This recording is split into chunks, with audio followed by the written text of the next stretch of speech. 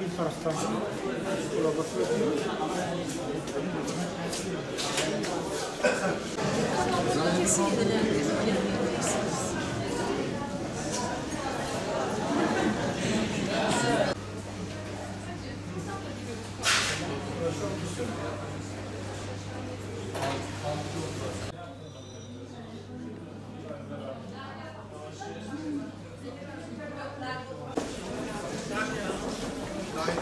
قدم كيف نجوري قدم كيف القطع السريع قدم استنشق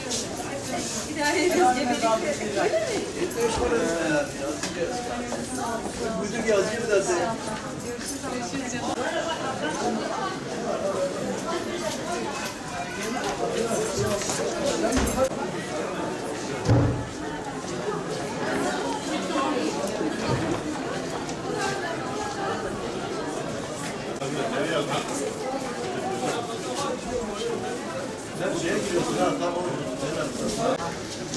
Aziz Bey şu şeyin yanına çekebilirsiniz.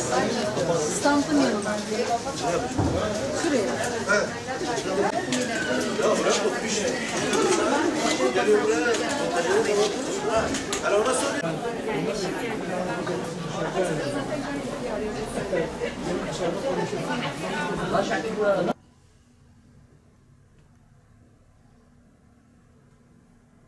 Şimdi Batman'ımızda sağlık alanında öncelikli olarak şunu belirtmekte fayda var. Çok eski tarihten kalma bir kadın ve çocuk hastalıkları hastanemiz var. Ancak bu hastanemiz Batman'ın artan nüfusunda ve çevredeki hasta potansiyeline karşın fazlasıyla yetersiz kalmaktadır. Bu halen inşaatı devam eden kadın hastanesini mutlaka bir an önce ivedi olarak en erken hangi şekilde olabilirse bir an önce bunun faaliyete alınması ve halkımızın hizmetine sunması çok önemlidir. İkinci olarak da bizim bölge devlet hastanemiz var, kamu hastanesi olarak.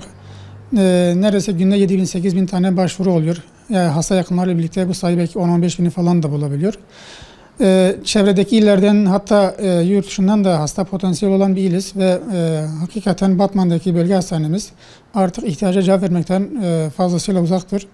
Bunun için daha önce gündeme gelen 500 yataklı hastanenin bir an önce yatırım programına alınması ve Batman'daki hemşehrilerimize, kardeşlerimize, insanlarımıza hizmetine açılması zaruridir, elzemdir. Buradan tüm yetkililere çağrıda bulunuyoruz.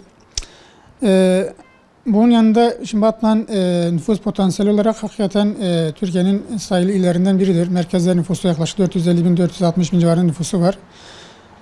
Bunun yanı sıra çevredeki illerden de yoğun bir hasta potansiyeli var. Hastalar Batman'ımıza geliyorlar.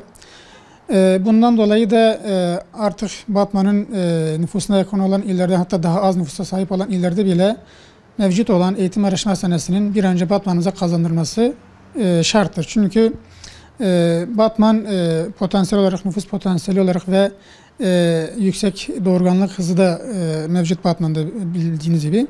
Bundan dolayı eğitim araştırma hastanesinin Batman için olmazsa olmaz bir ihtiyaç olduğunu özellikle belirtmek istiyoruz.